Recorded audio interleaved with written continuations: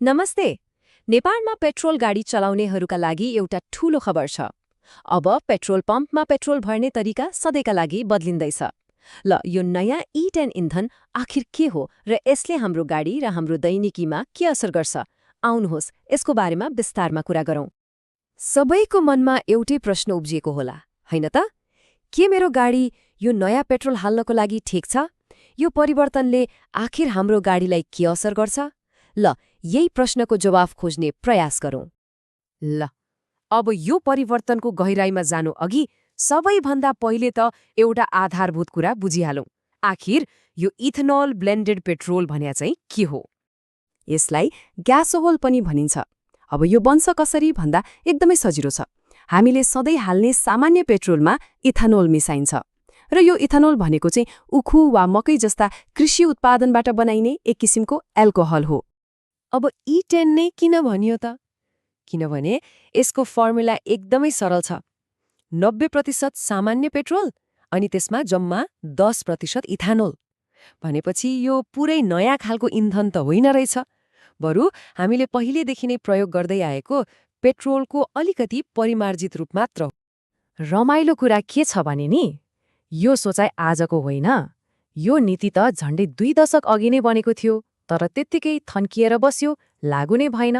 तर भर्खरै सरकारले ऊर्जा सुरक्षालाई प्राथमिकतामा राखेपछि यो रोकिएको कामले एकाएक गति लियो र अन्ततः मन्त्री परिषदबाट स्वीकृत भयो। अब प्रश्न उठ्छ, 20 वर्षसम्म लागू नभएको यो नीति अहिले आएर किन यति हतारमा लागू गर्न लागि त? हो, यसको पछाडि हाम्रो देशको अर्थतन्त्रसँग जोडिएका केही निकै महत्त्वपूर्ण कारणहरू छन्। कारण हो यो अङ्क 300 अर्ब रुपैयाँ। सोच्नुहोस् त, नेपालले केवल 1 वर्षमा मतलब सन् 2024मा मात्रै यति ठूलो रकमको इन्धन विदेशबाट आयात गर्यो। यो हाम्रो देशको अर्थतन्त्रको लागि कति ठूलो बोझ होला। त्यसो भए E10 ले यसमा कसरी मद्दत गर्छ त? अनुमान यस्तो छ कि यो नीति लागू भएपछि हामीले हरेक वर्ष करिब 14 करोड लिटर पेट्रोल कम आयात गरे पुग्छ। यो भनेको साँच्चै नै एउटा ठूलो राहत हो। अब आयात कम हुनु भनेको के हो? सोझो हिसाब छ, देशको पैसा देशमै बस्नु। यो नीतिले गर्दा हरेक वर्ष लगभग 1.25 अरब रुपैयाँ विदेशिनबाट जोगिन्छ, जसले सिधै हाम्रो अर्थतन्त्रलाई बलियो बनाउन मद्दत गर्छ। ऊर्जा नीति विश्लेषकहरू त के भन्छन् भने अब यो गरौँ कि नगरौँ भनेर सोच्ने बेला नै छैन। देशको इन्धन सुरक्षा र दिनदिनै बढिरहेको व्यापार घाटालाई हेर्ने हो भने यो एक अनिवार्य कदम नै भइसकेको छ। ल देशको अर्थतन्त्रको कुरा त भयो, तर अब सबैभन्दा महत्त्वपूर्ण प्रश्नमा आउँ। यसले हामी जस्ता सामान्य गाडी चलाउने मानिसलाई व्यक्तिगत रूपमा के फरक पार्छ त? सबैभन्दा पहिलो चिन्ता, के यो मेरो गाडीको लागि सुरक्षित छ? यदि गाडी सन् 2005 पछि बनेको हो भने ढुक्क भए हुन्छ। वास्तवमा E10 को उच्च अक्टेनले इन्जिनलाई अझै चिल्लो बनाउन सक्छ र प्रदूषण पनि घटाउँछ। तर हो, यदि गाडी धेरै नै पुरानो छ भने चाहिँ एकपटक मेकानिकलाई देखाएर फ्युल लाइन चेक गराउनु राम्रो हुन्छ। अब आउँछ अर्को ठूलो प्रश्न, के यो नयाँ पेट्रोलले गाडीको माइलेज घटाउँछ? सायद यो सबैभन्दा धेरैको मनमा उठेको प्रश्न होला। यो चिन्ता स्वाभाविक पनि हो, तर एउटा राम्रो खबर छ। हाम्रो छिमेकी देश भारतमा जहाँ E10 पहिलेदेखि नै चलिरहेको छ, त्यहाँ भएका अध्ययनहरूले के देखाएको छ भने दैनिक प्रयोगमा यसले गाडीको माइलेजमा खासै कुनै फरक पार्दैन।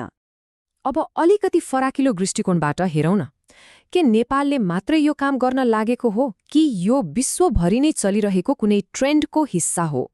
यो तालिका हेर्दा थाहा हुन्छ कि नेपालले कुनै नौलो प्रयोग गर्न लागेको होइन। अमेरिकामा त E10 सामान्य नै हो। हाम्रो छिमेकी भारत E20 मा चलिरहेको छ र ब्राजिल त झन् E27 सम्म पुगिसक्यो। त्यसैले हामीले वास्तवमा विश्वले नै अपनाइरहेको बाटो पछ्याइरहेका छौँ। ल नीति त बन्यो, राम्रै कुरा हो, तर के यो लागू गर्न त्यति नै सजिलो छ त? अब अगाडिको बाटो कस्तो छ, के चुनौती छन् र अब के गर्नुपर्छ त्यसबारे कुरा गरौँ। अब यसको सफलता खास गरी 3वटा कुरामा निर्भर गर्छ। पहिलो, के हामीलाई चाहिने जति इथेनोल नियमित रूपमा उत्पादन वा आयात गर्न सकिन्छ? दोस्रो, यसको मूल्य कति पर्छ? के यो सामान्य पेट्रोल जत्तिकै वा सस्तो हुन्छ? अनि तेस्रो, के आम मानिसले यसबारे सही जानकारी पाउँछन्? यी 3वटा मुख्य चुनौतीहरूलाई पार गर्नै पर्छ। यहाँ एउटा कुरा स्पष्ट हुनु जरुरी छ है, E10 को मतलब अब इलेक्ट्रिक गाडी इभीजको कुरा सकियो भन्ने होइन, बिल्कुल होइन। बरु यो त पूर्ण रूपमा इभीमा जानु अघिको एउटा बीचको बाटो हो, एउटा ब्रिज जस्तै, जसले तत्कालका लागि हाम्रो इन्धनलाई अलिकति भए पनि सफा बनाउन मद्दत गर्छ।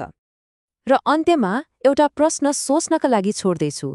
के यो E10 इन्धन साँच्ची नै इन्धन आयातमाथिको हाम्रो निर्भरता घटाएर नेपाललाई एउटा स्वतन्त्र ऊर्जा भविष्यतर्फ लैजाने बलियो पुल बन्न सक्ला त?